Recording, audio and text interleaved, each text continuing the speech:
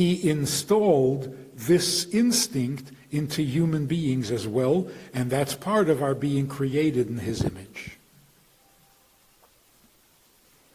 For an inexplicable reason, he does not want to be alone, even though he can. And that same instinct we have, which is why we get married.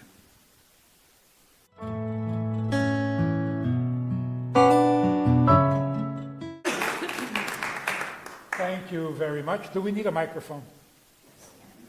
Yes?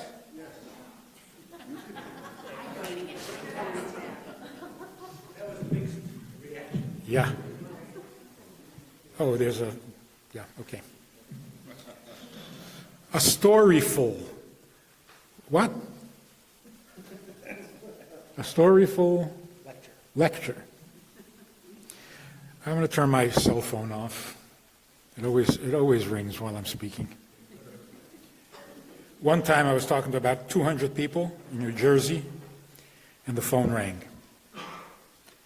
And I decided to answer it in front of all those people, and it turned out to be a woman who had been having a hard time getting engaged, and she got engaged. So 200 people said Mazel Tov.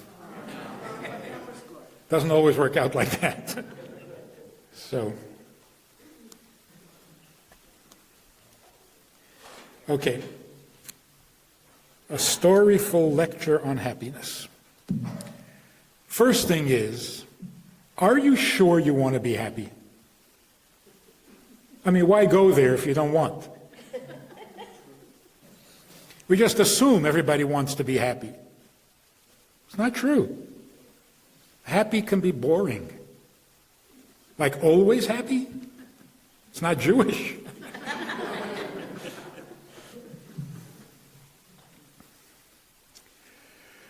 A few stories that show certain different aspects of what happiness means. Two partners back in Europe. They would go once a year to Leipzig, to the fair, and do some business, and they would come back and they would make enough money to see them through the winter, and then they would go again. One of the two partners had a tendency to slip away and go off to the large synagogue because they lived in a farming village, and they would study every day, but the questions that they couldn't answer, they had no one to ask. So when they would go into Leipzig and there was this huge synagogue with great scholars there, he would sneak away and get his questions answered. He would sit there and study with them. And his partner would get frustrated. One year, sure enough, the partner turns around, the guy's gone. He knows where to find him. He goes and he taps on the window of the synagogue where they're studying.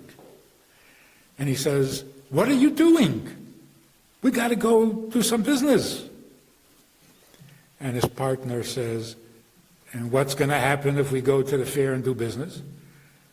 He says, "We'll get a good deal. We'll buy something wholesale." He says, "And what's going to be if we buy wholesale?" He said, "We'll take it home. We'll sell it retail." And what's going to be already if we sell it retail? So we'll make a profit. He said, "And what's going to be if we make a profit? We'll be able to pay our bills. And what's going to be if we can pay our bills? Then we'll have what we need for the winter. And what's going to be? We'll be happy." He says, "Skip all those steps. I'm happy. I took a shortcut. I'm happy. Leave me alone." When you're doing what you love, that's a form of happiness. When you're forced to do things you don't love, that kind of drains the happiness. Another story. The chassid was walking to shul one morning, and he sees these two Russians sitting on a park bench, and they're drunk. Is that redundant? They were Russian, they were drunk. And one of them was crying. And the other one said to him, "Why are you crying?" He says, "Because I don't have a friend in the world." And the guy says, what are you talking about? I'm your friend." He says, "How can you call yourself my friend? You don't even know why I'm crying." What kind of friend is that? This happiness, or lack of, comes from being understood, from being known. And that's why if somebody would listen, it would make our lives so much happier, just to be heard. There's a woman who calls me from Israel. Terrible, terrible troubles. Very difficult life. It almost sounds unbelievable. One thing after another, since her childhood. It's just unbelievable. Health problems, financial problems, marital problems. Just goes on and on. And she would call me and cry over the phone, and I would tell her that she still has good things happening and what's the positive side, and look at this and look at that, and it never worked. One day she calls me, goes through her whole litany, and she repeats everything, exactly the same thing, again and again. Finally I said to her, "Boy, I don't know anyone with as many problems as you have." She says, "Right, isn't it?" I said, "Yes, I've never." She says, "Oh, good, thank you." That's it, she was happy. I had missed it all those years. I'm trying to be sympathetic, I'm trying to bolster her mood and give her some compliments. She didn't want to hear that. "You're not listening to me. I have serious problems." "Yes, you do." "Oh, okay, good, thanks." I've been heard. I'm not alone. This is really important in relationships. A couple came to see me not long ago. He was very upset that she's distant. She was upset that he's silent, he doesn't talk. Anyway, what happened recently was this. He made an investment and he lost $30,000. He was devastated. He came home and just collapsed. And his wife said to him, "It's just money, it's okay." He can't get over that. He resents it. She says, "What is there to resent? It's just money, it's okay."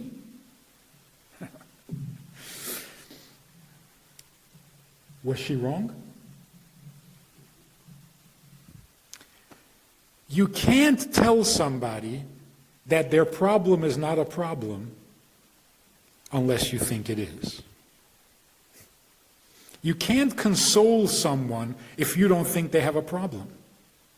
That's not called consolation. That's called ignoring, denying. First, she has to say, "That's terrible. It's terrible. $30,000. Then she can say, "But it's only money. We'll be okay."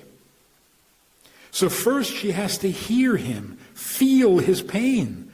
Then she can say, "It'll be okay." But if you just say, "No, it's okay," well then you don't know. Like the sign I saw once in an office. It said, "If you can be calm under the circumstances, you probably don't understand the circumstances." If you can dismiss my pain, you haven't heard it. So, to be heard. Now, a really incredible story. You know that the previous Rabbi under communism declared war on communism because it's an unholy evil and it could not be permitted. So rather than get out of Russia, the Rebbe declared war and drafted all his Chassidim. War against communism. It had to be destroyed. Like the war against Amalek in the Torah. Many Chassidim lost their lives in this battle. In Siberia, firing squads, torture. One famous Chassid who survived 8 years of prisons and labor camps repeated this story, this incident that happened. This man was brilliant. Wherever he went, he was able to develop friendships by the guards, by the administrations, and he was able to do things that nobody else could. For example, we still don't know to this day, how did he have a chauffeur on Rosh Hashanah in a Russian labor camp? There are ways, if you know how to. One of the guards came one day, he was in a prison cell, and he said to him, one of your people are in the cell under you. They just brought him in yesterday. If you remove the stuffing by the heating pipes, you can actually speak to him and he'll hear you. So late at night, he removed the stuffing and he called to him. He said, Moshe. And Moshe, of course, had no warning. He said, who is this? He says, it's Mendel. And then Mendel said to him, are you content? Are you content? Strange question, no? The man is in prison by the communists. They're going to torture him. They may kill him. And he's asking, are you content? Bist zufrieden? I mean, I don't understand asking, did they beat you? Are you healthy? Are you hungry? Are you frightened? Are you content? Because if you're not content, they've already gotten to you. You're going to go down. You can't give them an inch. So not only don't be afraid, because then they've got you over a barrel. Not only don't be afraid, be content. They are doing nothing to you that disturbs you, worries you, or bothers you. Because if you give them an inch, you're going to lose. And many Chassidim survived. This one survived 8 years. Some survived 12 years. One guy survived 22 years. He came back, and he was way up in the North Pole, where the sun doesn't set for 6 months. Everyone goes blind from the glare of the sun off the ice. Everyone goes insane because there is absolutely nothing there. He came back after 22 years, not 22 years at the North Pole, a couple of years in prison, a couple of years in labor camps, and then finally they kept moving him further north. He came back. His parents were in Montreal. I was in yeshiva there that year when they allowed him to leave Russia. 1966. He came out of the taxi singing Ufaratsta. And somebody said to him, how can you be normal? How can you be sane after all those years? And he laughed. He said, why? Because nobody else comes out sane? You mean the Cossacks? Are you comparing me to a Cossack? When they arrest the Cossack, they take his life away from him. Everything he ever lived for is gone. When they arrested me, what did they take away? What did I have? In Moscow? Nothing. So what could they take away? What did I do in Moscow? In the morning, I daven shacharis. In the afternoon, I daven mincha. And at night, I said the Shema. So, that's what I did at the North Pole. They can't do anything to me. I've got nothing to lose because what I have can't be lost. The rest I don't have. Never had. I was hungry in Moscow. I was hungry in Siberia. This point, this happiness, comes from having a purpose, a direction, a meaning in your life. Without that, there is no happiness. But there's something happening in the world today. I think it's new. I think it's unique to our generation. In England, the health department, the Minister of Health, opened a special branch that deals specifically with loneliness, because they determined that loneliness is the gateway to every disease. Because when you're lonely, your immune system crashes, and then you become vulnerable to every passing disease. It's not exactly true. What is true is the feeling of being alone in the world, which is much worse than loneliness. So they're onto something, but they haven't quite focused on what exactly the issue is. To be alone in the world undermines your entire existence. If you're lonely, you go to a party. That doesn't really solve your problem. Why? Because when you come home, you're all alone. Well, it's the alone, not the lonely, that is so devastating. And if you remember this famous song back in the 60s, Piano Man, sing us a song, Mr. Piano Man. There's a line there that is really brilliant. It says, they're sitting at the bar sharing a drink they call loneliness, but it's better than drinking alone. Loneliness is not enjoyable. It's not as devastating as aloneness. Now, what is this aloneness? Where does this come from?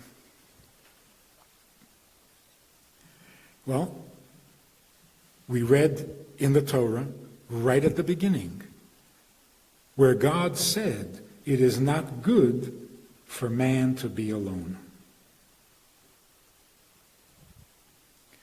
Now, if you think about it, that's a little strange. It's not good to be alone. There's something wrong with being alone? Is that true? And if it is true, why did God have to say it? God said it is not good for man to be alone. What, is he simply making an observation that is obvious to everyone? What is wrong with being alone if you're capable? If you're capable and you can take care of yourself and you're totally independent and you don't need anyone, is that not perfect? What's wrong with that? If only we could be alone. Not need anyone, not depend on anyone, never be disappointed, never get hurt. Even in terms of the theory of evolution, if a person could reproduce themselves by themselves, wouldn't that guarantee your existence, your survival, more than if you have to get someone to cooperate?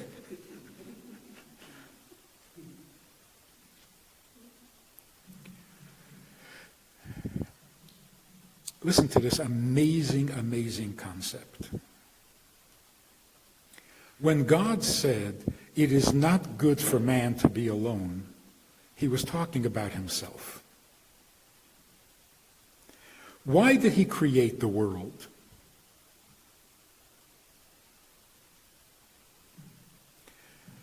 Well, the only reason we can think of, the only issue that might have existed that would motivate him to create the world, was that he was alone.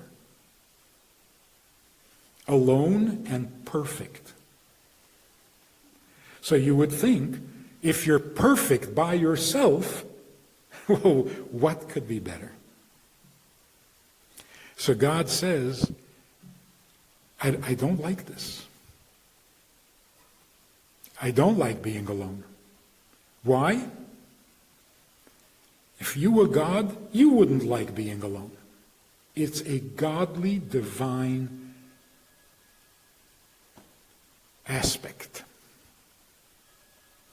The thing that is most amazing, most mysterious, and most encouraging about God is that he does not want to be alone. It's a mystery because he can do fine by himself. And it's encouraging and inspiring because in order to not be alone, he chose us. We solve his problem. With us, he is not alone. It is divine to not be content with oneself. Not because we have problems, not because we have handicaps, not because we have difficulties. Just being alone and perfect is not good enough. And we don't know why. But when God said it is not good for man to be alone, he installed this instinct into human beings as well, and that's part of our being created in his image. For an inexplicable reason, he does not want to be alone, even though he can. And that same instinct we have, which is why we get married. The cure for aloneness is marriage. And that's why the Torah also says, therefore should a man leave his mother and father, cleave to his wife, and become one. Why can't you cleave to your mother and father and be one with them? Why do you have to leave your mother and father, find somebody who you're not related to, cleave to your spouse, and then you'll become one?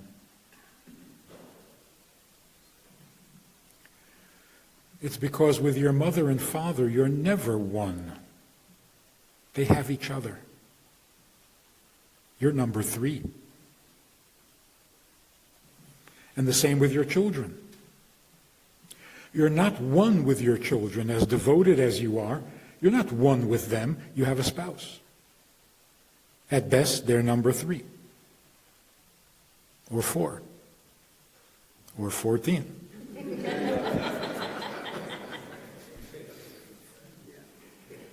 But not number 1.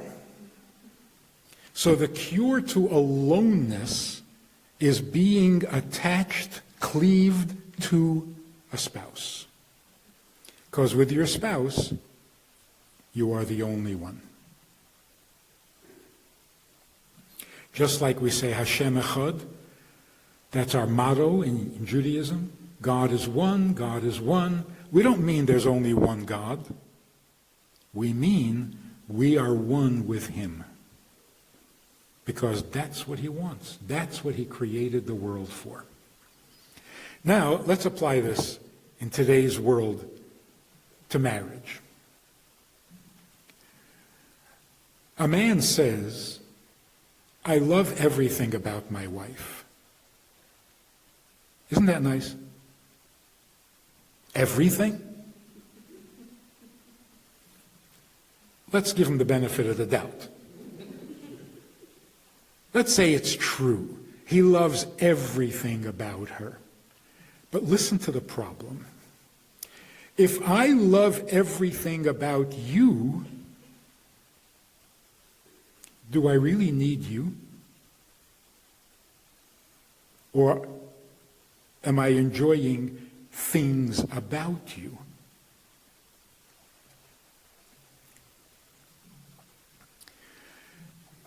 I love the fact that you have money.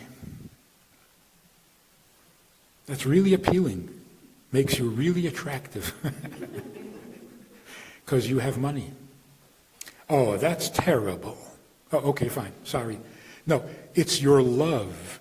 You love me so much. I want that.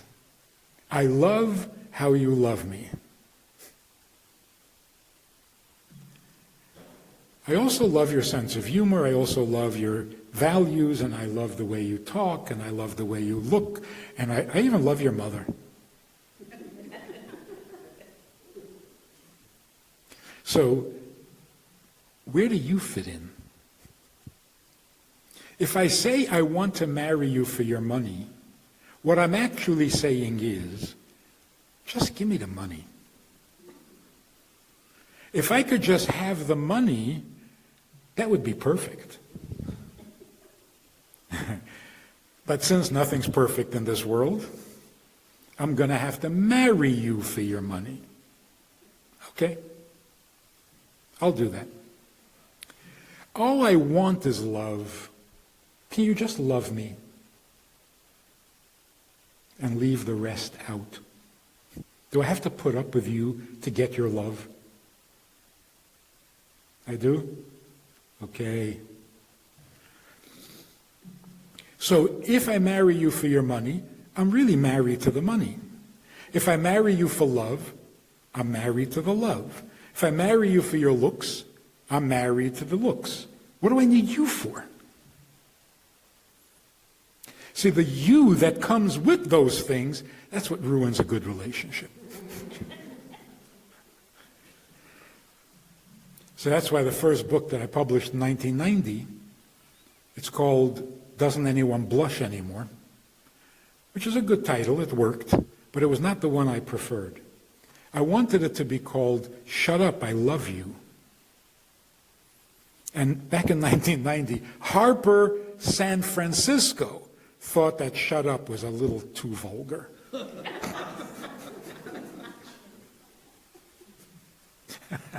We've come a long way.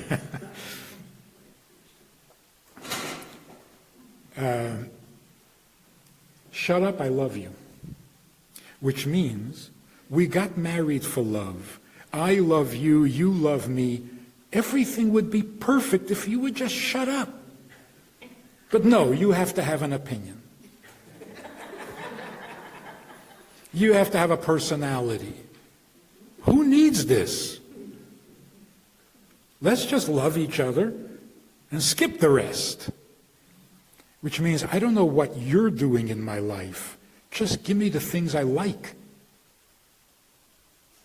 So if a man says, I love everything about my wife, I ask him, do you love your wife? He says, I love everything about her. Yeah, but do you love her? He says, what about her? We're going in circles here. Forget about her. Do you love her? He says, what does that mean? What is her if you take away the goodies? It's a good question, because we don't know the answer. What is a person if you take away all the features? So first of all, there is this strange phenomenon. You know when your spouse is out of town? Your wife is out of town? You miss her. What do you miss about her? No, I miss her. She's away. Your husband is out of town, you miss him. Him, not something about him. So we do know what it feels like, and we do know what him means, or what her means. The sad thing is, The minute he walks in the door, it becomes about something. Oh, good, you're back. Now, can't you just miss him a few more minutes? Just him? The reason we get married, and this is really a shocker, the reason we get married is because me is not good. I need someone else. Someone else, not someone nice. There are a lot of nice people in my life. Marriage means I have someone else in my life. What does someone else mean? Someone who doesn't agree with you. Otherwise, it's not else. Then it's just a clone. Someone else means you're not me, and that's what I want. I want you to be in my life because you're not me. I also like your money. There's nothing wrong with money. I also like your sense of humor. I like all the things about you, but I am married to you, not to those things. And that's why I am not alone in the world. I am happy because I am not just me. That's crucial. If I love everything about you, I'm still alone. And you're alone. So listen to these conversations that happen all over the world. A woman says to her husband, I'm not sure that you're really there for me. He says, well, whatever it is, what do you want? I'll do it. She says, never mind. So men get together and say, you notice how women drive you crazy? My wife says she's worried, she's upset, she doesn't know if I'm there for her. I'll do anything for her. So I tell her, I'll do anything, what do you want? She says, never mind. They just want to make you crazy. And women get together, wives get together and say, men, they just don't get it. And the men are saying, get what? I'll do anything for you. You'll do anything for me, I'm all alone in the world. The same is true with God in Judaism. There are people who are religious, more religious than we are. They pray 5 times a day.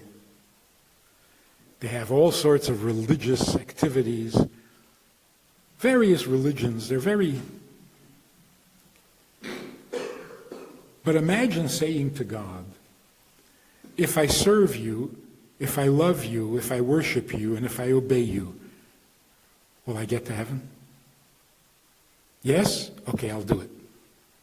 That's like saying, I'll marry you for your money.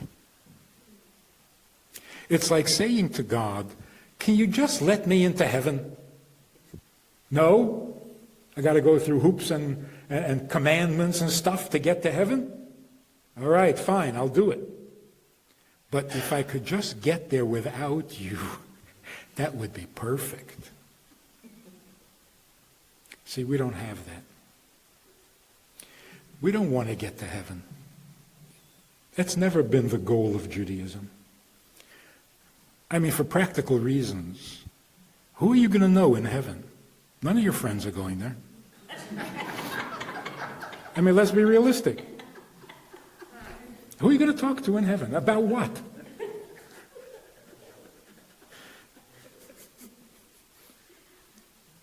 We don't want to go to heaven. Don't want to go to hell either.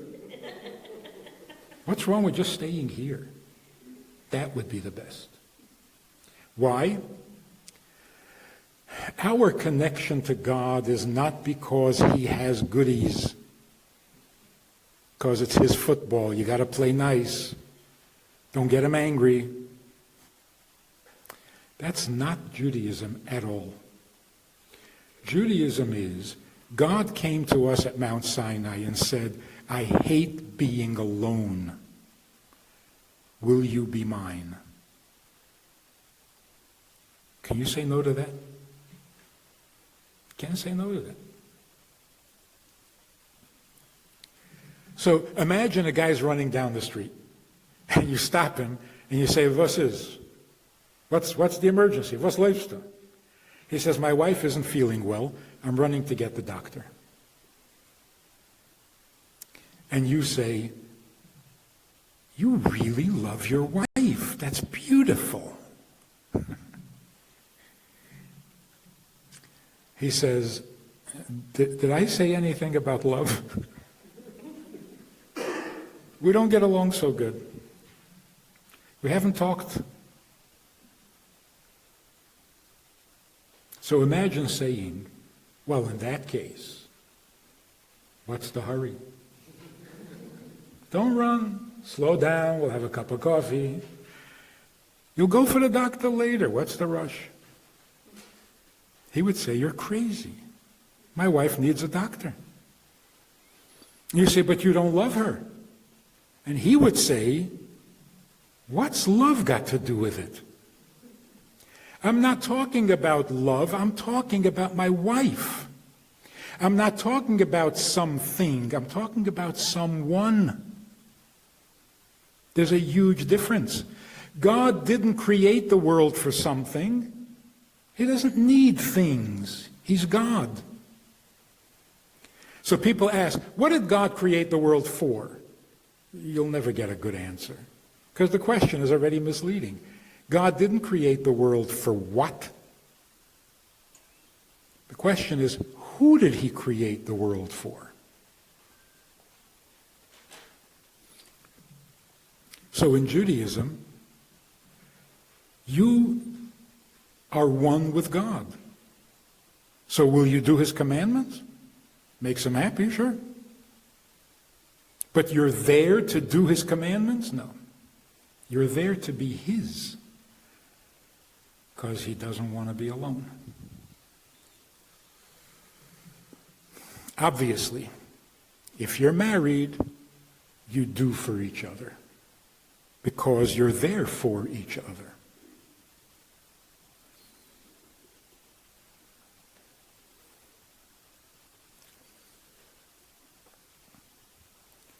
Another story. For many years, we knew, of course, that the Rebbe and his Rebbetzin didn't have any children. It wasn't spoken of. It was too painful. But it was always there. The Rebbe's blessings for children were absolutely miraculous and reliable. When the Rebbe gave a bracha for children, you could take it to the bank. In fact, by dollars, you know, when the Rebbe gave out dollars, people would come and say, "We need a blessing for children," and the Rebbe would give you $1, sometimes 2, and sometimes 3. And if he gave you 2, you knew you were having twins. And if he gave you 3, you knew you were having 3 children or triplets. The Rebbe's blessing for children was guaranteed. So there was this one man who didn't have children, and every time he came to visit, he begged the Rebbe for a blessing for children, and the Rebbe never responded. Changed the subject. Finally, one day, the man was so desperate, and he wouldn't let go. He was demanding a blessing. And the Rebbe said to him, "What do you want from me? I don't have any children either." So this man very insensitively said, "Yeah, but you're a Rebbe." As if to say, "You don't care, you're a Rebbe." The Rebbe turned white, and the Rebbe said, "There is not a day that goes by that I'm not thinking about it." Obviously, there's a lot of happiness that comes from children. Why is it so obvious? Look how much pain they can cause you. If they can hurt you that badly, they must also be able to make you happy. So here's an amazing story. A man comes to his Rebbe, and he says, this may be a little chutzpah, but I got to ask you, why is it that when I have a problem, and I pray, and I ask God to fix my problem, it doesn't get answered? But when I go to you, I tell you my problem, and you pray for me, it does get answered. Why does it work that way? It's my problem. So the Rebbe said to him, you're right. A problem that you agonize over from the bottom of your heart should be answered. God never ignores a prayer that comes from the bottom of the heart. But you're mistaken in thinking that just because it's your problem, that your prayer is coming from the bottom of your heart. He says, do you remember years ago you had a problem with your business? You needed one customer just to save the business? And you ran off to the little shul outside of the shtetl, and you threw yourself down in front of the ark, and you cried bitter tears from the bottom of your heart. You need a customer. You finished. You made your way home. To get home, you walked over the frozen pond, and the ice was not as thick as you thought, and you fell through the ice, and you were drowning. While you were thrashing around in the freezing water, were you still praying for a customer? Did you even want a customer? If somebody came and said, good news, I found a customer, you're not interested. That prayer is gone, completely displaced. Now you're praying from the bottom of your heart. You don't want to drown. Bottom of your heart? Not necessarily. What if you hear a child crying who also fell into the water? Now you got to save the child. Your own survival is not even interesting anymore. You got to save the child, particularly if it's your child. So now you're praying from the bottom of your heart, you see? So if something can happen to displace your prayer, obviously it's not the bottom of your heart. The Rebbe then said, when you come to me and you tell me you need a customer, if I were drowning in freezing water, I would be praying for your customer. That's why my prayers get answered. But taking that story a little further, praying that your child should survive the freezing water, is that the bottom of your heart? Nothing can replace that? There's nothing deeper? There is. How do we console someone who, God forbid, lost a child? What do you say?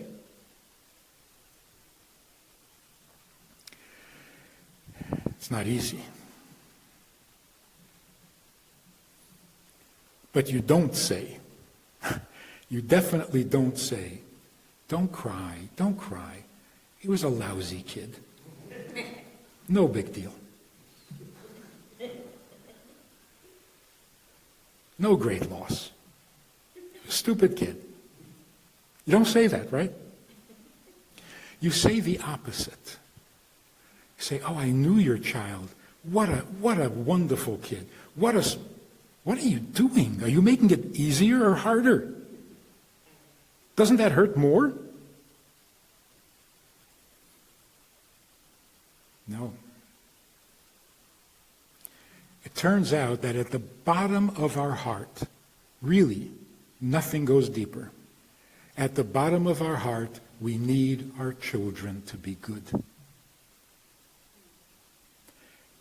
No one could survive finding out that their children are not good. Of course, they're never as good as we want them to be. But we need to know that they're good. Even if they did one good thing in their entire life, makes it all worthwhile. You're angry at your kid, you don't talk to your kid, he's angry at you, she's angry at you, it's bad, the relationship has never been good, and then you find out that someplace among her cards, she sent you a note saying, I love you, but she never mailed it.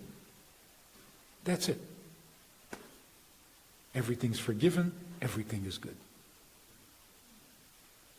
So it turns out, what gives us the most happiness and the most pleasure and the most satisfaction is when we know what we're here for, we know that we are the other half of God's plan, we are never alone because he won't let go. Like, there were times when we thought that we could get rid of him. You know, if we really try hard, like have idols all over the place, tell him that we don't believe in him, sin as much as you can, violate every commandment, you think you'll shake him loose? He can't. He can't let go because he's not good alone. He won't let go. He really wants you, even if he can't get any goodies out of you. So people say, our grandparents, whoa, their marriages were real. Their marriages were deep. They never got divorced. And most people say, well, they didn't know how. It wasn't available, but they were miserable. Don't tell me they were happy. Look at the difference. They were married to each other. They had each other. The things about each other, they didn't like so much. So what did they argue about? Things. Why can't you make a living? Why don't you have money? Why do you have to be like your mother? Why can't... And the complaints went on and on and on for 85 years. So, well, why didn't they get divorced? Are you crazy? Not have each other? So they were really married to each other, not to the things. We love everything, we're just not married to each other.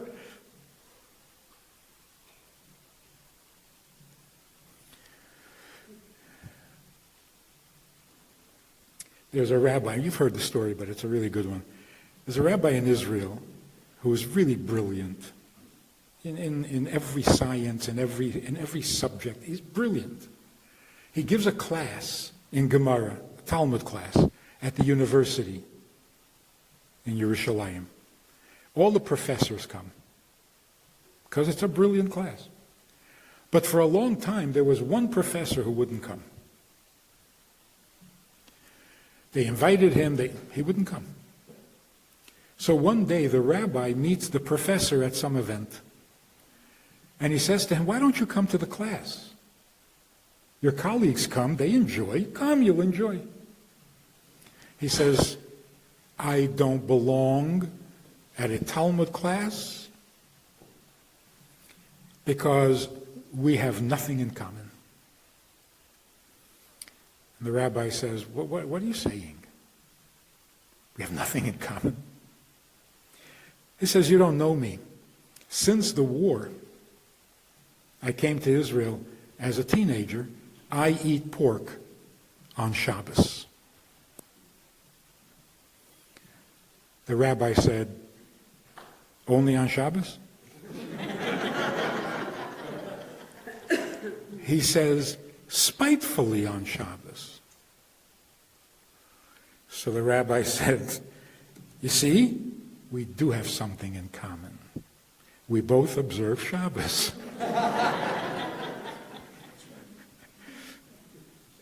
The professor started coming to the class. But he explained to his colleagues, it wasn't just the joke. He heard something really profound, unspoken. What he heard was this.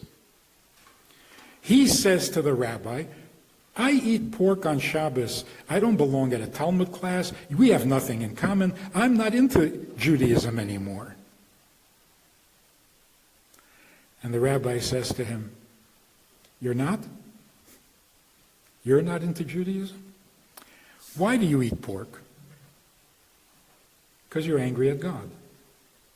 After the war, you're angry at God.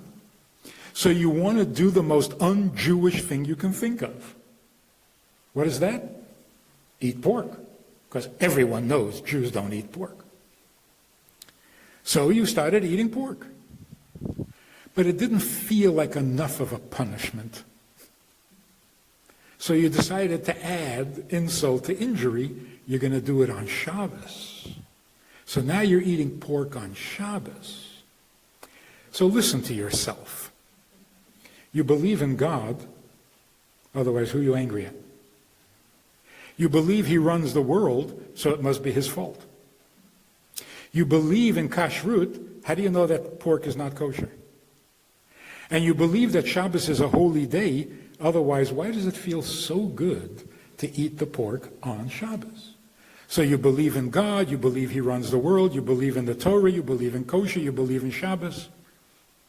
You're Orthodox.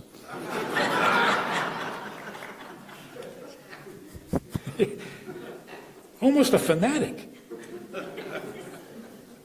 You don't belong at a Talmud class? We have nothing in common? You see, it's not what we do, it's who we are. There is nothing you can get from your spouse that is as important as your spouse. Now, when your spouse is important, then every detail takes on a whole new significance. So instead of saying, I love you, which is all about me and love, instead we should say, you I love. Because I'm not looking for love, I'm looking for you. And you, now that I have you, you I love. Because you're mine. So here's the key to happiness. We worship love. We think love is going to solve all our problems. It's not working. Give up on it. Down with love. No more love. We think loving children is going to make them good. No, it makes them spoiled. Love him more. I can't love him anymore. I love him as much as I can love. No, you must love him more because that's the solution to all problems. It's not. Every marriage problem is because you don't love each other?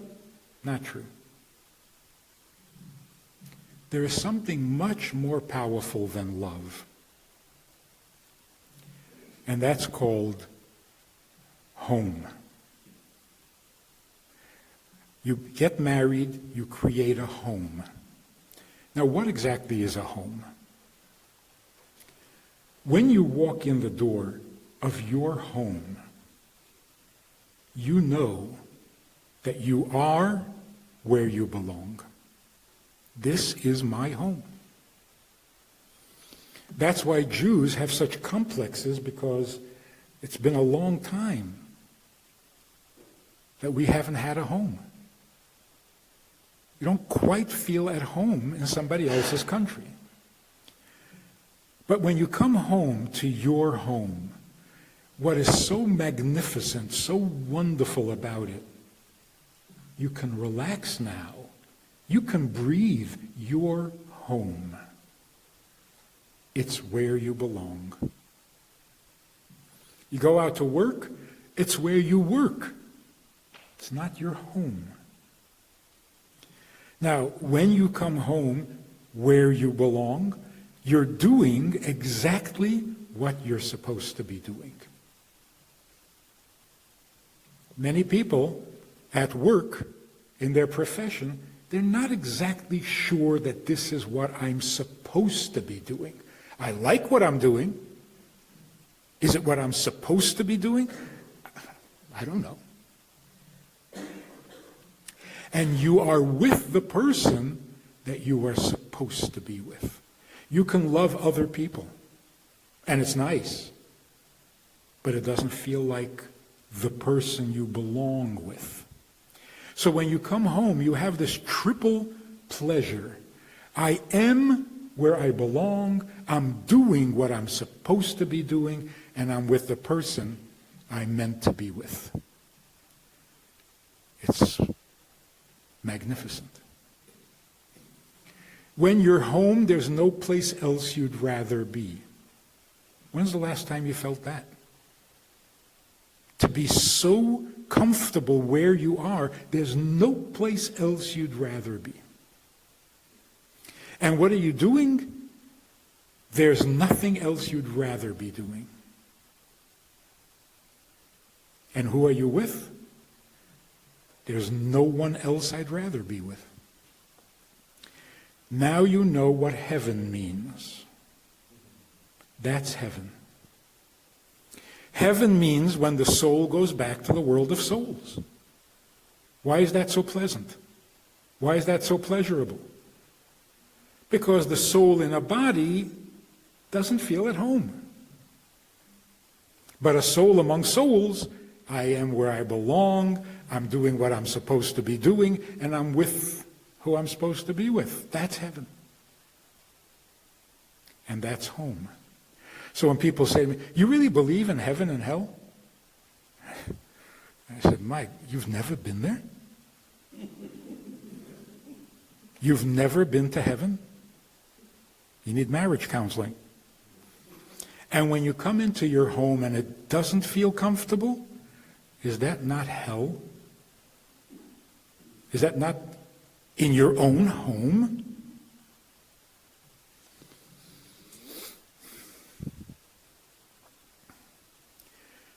So when we go home, and it's a real home, you never wonder, am I happy? Are you happy?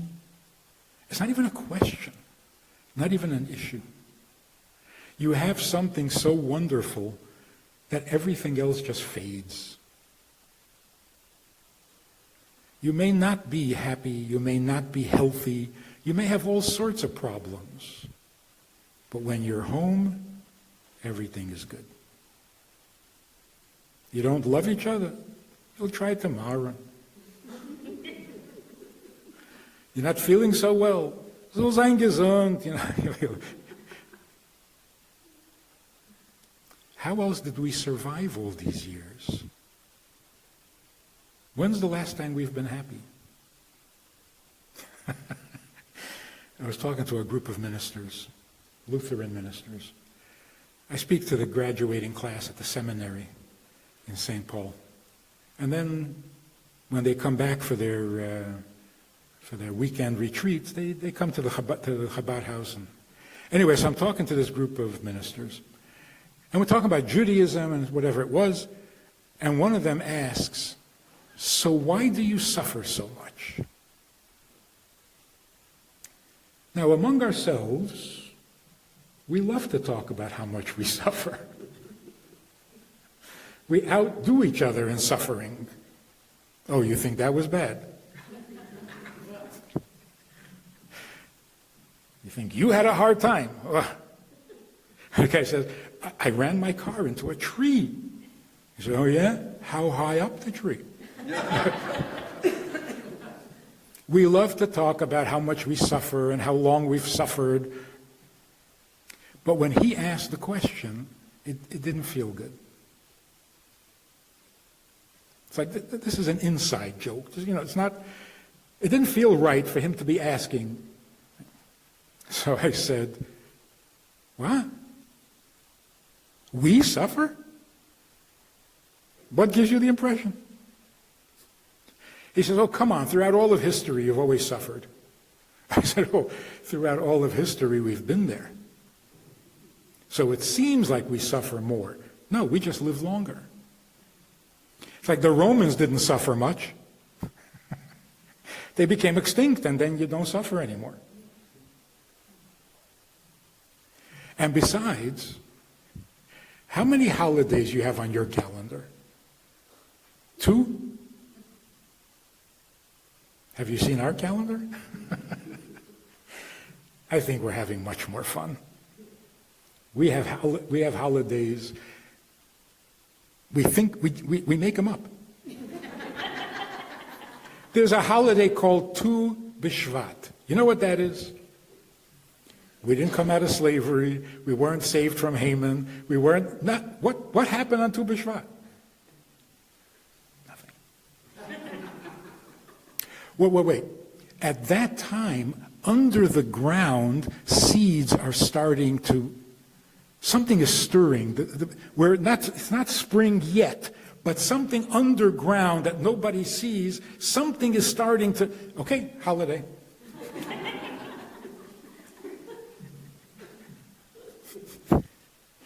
In fact, Haman complained, Jews are lazy. They don't want to work. Whenever you ask them to come to work, they say, oh, it's Shabbos. Oh, it's Pesach. Oh, it's Sukkot. Oh, it's Shavuos. So God said, you evil man, I'm going to use you to make another holiday. And now it's going to be, it's Purim.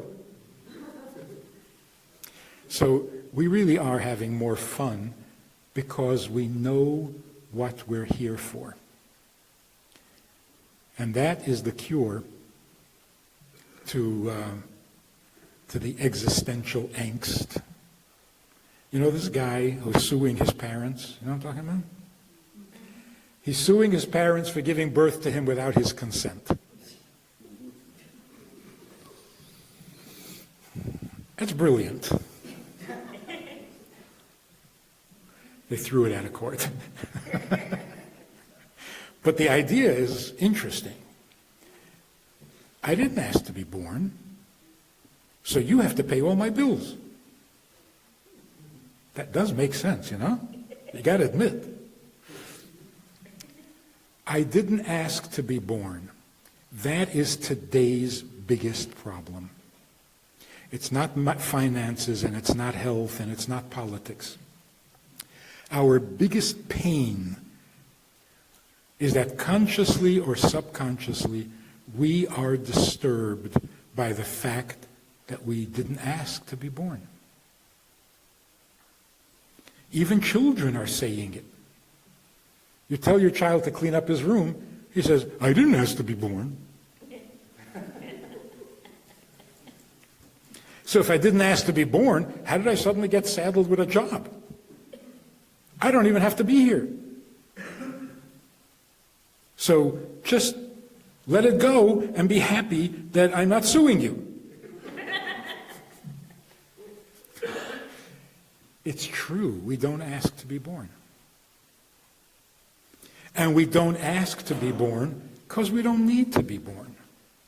This is a reality that we have been avoiding. We're terrified. Could it be true?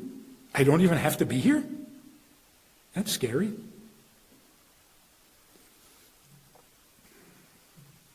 It is true. We don't need to be born. We don't need to live. We really don't. Then the next rational question is, if it's not your need, whose need is it? And then we go back to the beginning of the Torah.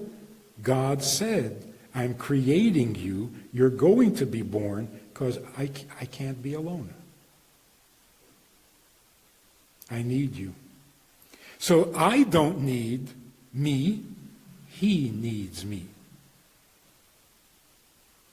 And here's the beautiful conclusion. If he needs me and not something from me, what if I'm not available? What is he missing? If I need you, not something from you. I don't need love. My mother loves me. I don't need moral support, and I don't need you to do my cooking or my laundry. I'm fine. I don't need anything. I just need you. And you're not there. What am I missing?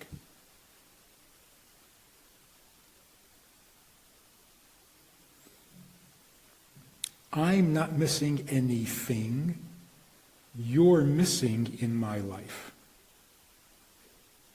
Which means I miss you. And that's what God is telling us. If you don't come to the Seder, if you don't sit at the Shabbos table, I'm sitting there, and you don't come? So, do I need you any less? When your husband is out of town, you need him less? No. If your child won't come to the table, you need your child less? Maybe a little more? So this is what the reality of the world is coming to. We don't have needs. We've been so focused on our needs, and psychologists are making it worse. So how do you feel now? Well, how did that make you feel? Well, that was a microaggression. If a microaggression can be that painful, what would a micro-kindness do? Forget the microaggression. We don't have needs. We are created to serve a need, not to be a need. So here's the bottom line. You want to be happy? Make one decision. One. Do you want to be needy or do you want to be needed? When you're needed, you are happy. When you're needy, you're never happy. That's the bottom line. So if your kid says, I didn't ask to be born, you should say, you are brilliant.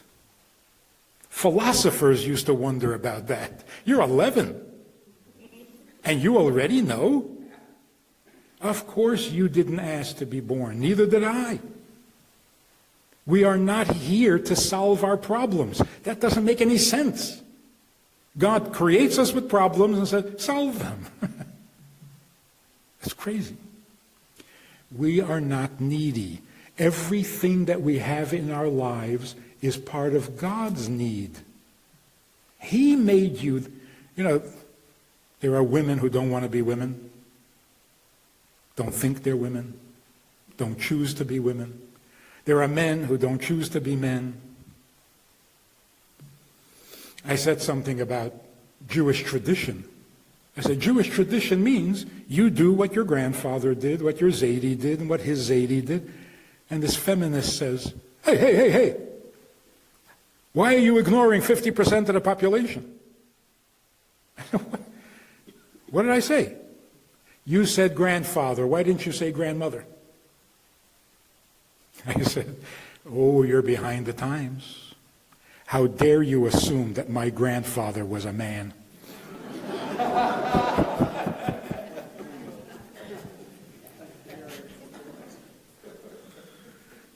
This is how crazy we've become. But if you're created male, it's not because you need to be male. He needs you to be male because you didn't ask. If he created you female, it's because he needs you to be that way. You don't need it. No person, I don't have to be male. I know. You don't have to anything. You didn't ask to be born. So blame it on God so that you're not alone. He's responsible for everything in your life, and all he needs is for you to be his, but not from a distance, to be with him, not against him.